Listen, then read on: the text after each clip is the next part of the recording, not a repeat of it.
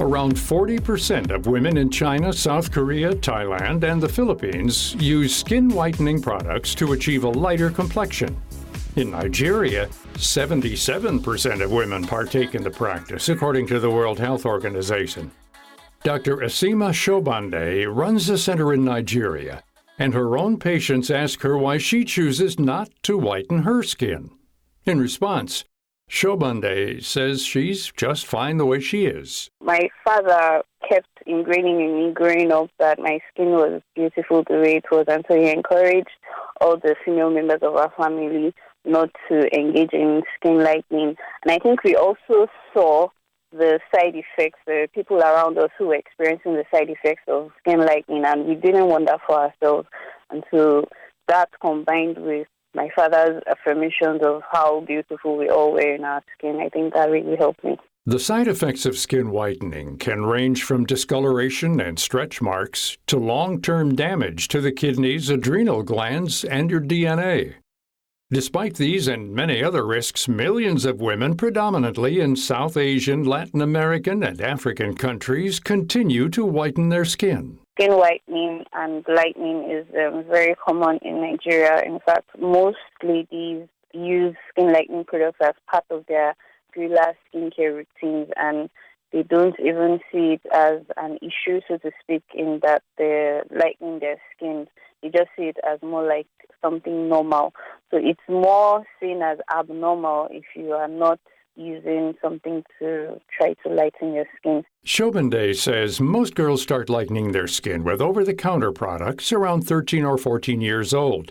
But she's seen parents mix these whiteners into body creams and use it on their young children and even babies in some cases. The mindset that lighter skin is more beautiful and viewed as a status symbol is so deeply ingrained in these cultures that whitening has become the norm. It's a bit of a mindset issue. People with lighter skin seem to be favored more than those with darker skin, and until that starts to change, people will keep thinking that being lighter is better. Dr. Carlos Charles runs a dermatology practice in Manhattan called Derma de Color and embodies a completely different mentality. His practice caters specifically to women with darker tones and helps them love the skin they're in. He says this view that whiter skin is better is not worth the risks. Just from a cosmetic viewpoint, overall skin lightening can be very dangerous and fraught with potentially severe side effects, and I can't say that I encourage it. With so many women using these whitening creams and ointments, we asked Charles about the flurry of ingredients typically found in some of these products. The most common ingredient, because it works relatively quickly and it works well as a topical agent, is a high-strength topical steroid. And it's a steroid that we use for various skin disorders in a very controlled fashion. It's called clobetasol. We use it a lot to treat different skin maladies. And one of the side effects, unfortunate side effects, is that it causes the skin to become lighter if you use it for an extended period of time. But in darker skin, this lightening effect can occur in a few weeks to a month. And that's not so problematic in and of itself, because eventually the skin color will come back to normal. But if the ingredient is used for an extended period of time, it can have some really deleterious effects on the skin, like skin thinning, and it can lead to cystic acne that can be very difficult to treat. Many of the ingredients in whitening creams are used by dermatologists in controlled doses and for short periods of time to treat specific skin disorders. But using them every day to whiten skin is not recommended. Another very common ingredient in over-the-counter whiteners is hydroquinone. When it's used in an uncontrolled fashion for extended periods of time, or when high doses are used, it can cause a number of issues, including a paradoxical darkening of the skin called ochronosis. So if you think about it, the goal is to lighten the skin with this product. If you use it incorrectly, you end up getting really dark marks. It's like a slate gray hyperpigmentation that's very difficult to treat. One of the most alarming ingredients found in these creams is mercury, which is a toxic metal. In high concentrations, it's toxic. It can have some effects to the neurologic system. We think it may affect the kidneys when used in high concentrations. So it's definitely not something that we want to use as an additive ingredient. Again, I don't promote its use either. A new ingredient that's been gaining immense popularity recently, particularly in South Asia, is glutathione. Women are taking glutathione pills, lathering on creams, even scheduling procedures at centers offering concentrated IV drips containing the ingredient. Long-term risks are not really well described. It's a naturally occurring agent that we have in the skin. It works as an antioxidant. In low concentrations, it's fine. But in higher concentrations, we really have no idea. The data is not out there. Studies haven't been performed to know what kind of risk it can cause. Despite the side effects and long-term risks of many of these ingredients, the number of women lightening their skin is on the rise. Industry growth for these products is expected to reach $31 billion by 2024, up from $17 billion in 2017, according to the research firm Global Industry Analysts. Part of this goes back to the fact that it still generates a huge amount of revenue all over the world. So as long as it does that, I think it's going to be something that we're going to have to continue to try to educate people on and do correctly. The skin whitening business is a profitable sector. Dr. Asima Shobande says marketing companies are always evolving their tactics to get consumers hooked on their products. There's an upsurge of products that are coded as natural or organic products that would bring about skin lightening, but without the harmful side effects. But what we see is that they're still producing those side effects that we're worried about. And some people, they would prefer to have their skin lighter by all means and just disregard the side effects or pray or hope that the side effects don't end up catching up with them. The power of this mentality that whiter is better persists through generations of women. The research is out there showing its risks, yet millions are willing to risk their health to get the look they feel they need. Amira Adowe is the executive director of the Beauty Well Project in Minnesota and founded the initiative to empower ethnic women in the U.S. and abroad. The reason I started this organization is that there has been a huge need around the issue of skin lighting practices and chemical exposures. And so the public health community has known this issue for the last 8 years, but their efforts have been very limited and their involvement has been very limited.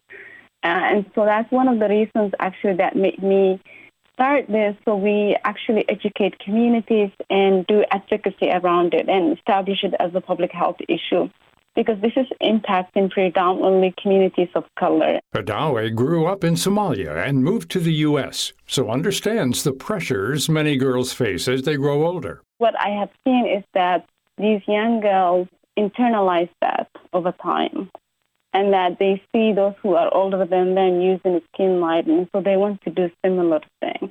And it's even more those who were born here, they don't fit completely in American culture, and completely they don't fit in their native culture.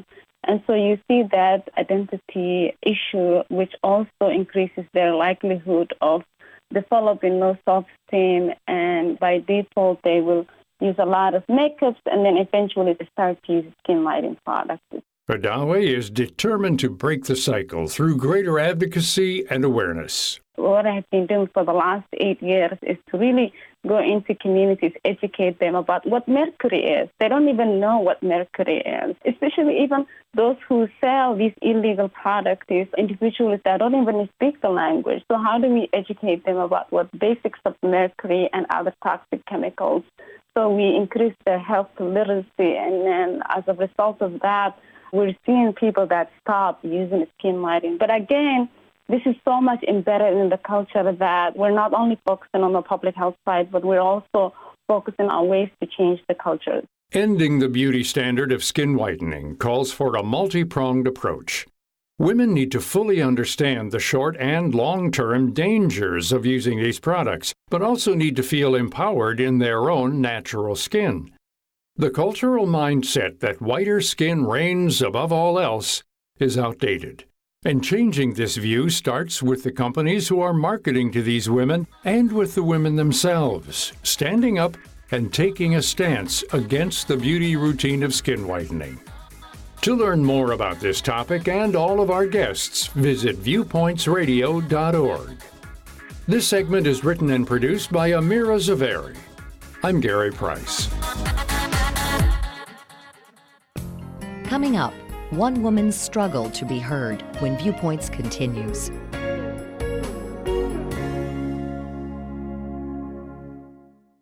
If you or someone you know is struggling with addiction, please call this toll-free number right now, 800-279-0419. That's 800-279-0419. By calling your addiction team, you're taking the first steps to recovery. Don't fight addiction alone. Their advisors are ready to take your call. Your future is still a bright place. The help you need could be one call away. 800-279-0419. That's 800-279-0419. This call is completely confidential, and if you have private insurance, there could be little to no cost to you. Even if you've already been to treatment, give us a call. There's no need to let addiction ruin your life. Take the first step now. Call your addiction team at 800-279-0419. That's 800-279-0419. Make the free call now. 800-279-0419. Your addiction team is a third-party advertiser for various treatment centers and placement networks. Individual results will vary. Visit youraddictionteam.com/terms for more information. What are you going to do with your old car? You can try selling it, you could junk it, or you can donate it to Heritage for the Blind. Your car will be towed away for free, and your donation is tax deductible. Just call 1-800-835-1478. Heritage for the Blind accepts cars, vans, trucks, and boats. It doesn't matter if your vehicle runs or not. It will be towed away for free, and you'll be supporting those that need help. Heritage for the Blind is a nonprofit organization that helps the visually impaired live fuller lives. Call right now to donate your car, and as a special thank you, you'll receive a free 3-day vacation voucher to over 50 locations. Call Heritage for the Blind right now. Call 1-800-835-1478. Donating is easy, and your vehicle is towed away for free. Plus, you'll get a free vacation voucher for donating. Call now, 1-800-835-1478. That's 1-800-835-1478. Thank you for listening to Viewpoints Radio, a production of Media Tracks Communications. If you enjoyed this broadcast, please support our show by subscribing, sharing it with a friend, and leaving a review on Apple Podcasts. You can find more Viewpoints stories on Apple Podcasts, Google Play, Spotify, and viewpointsonline.net. Also, follow us on Instagram and Twitter at Viewpoints Radio.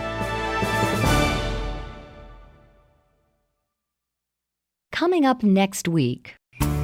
I'm really thankful for rodeo because it gave me that step to be able to go to college and that step into the real world. The cowboys and cowgirls of tomorrow.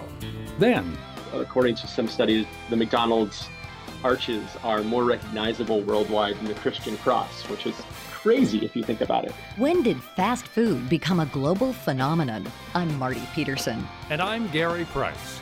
These stories in depth on your public affairs magazine, Viewpoints.